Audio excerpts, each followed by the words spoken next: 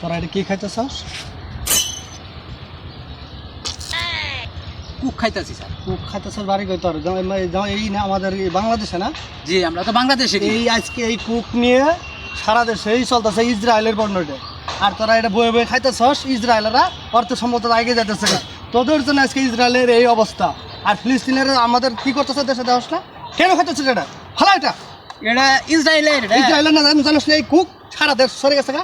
ওদের আজকে এটা কি নাই স্যার? এটা ইসরায়েলের। এটা তুই এটা আমি শালা আমি তো স্যার জানি না স্যার।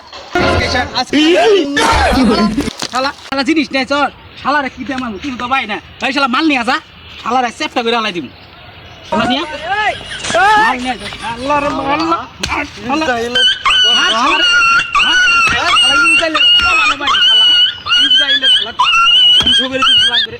মুসলমানের উপর আক্রমণ করছে, শালারে শেষ করে দিলাম। মার শালারে মার মার শালা।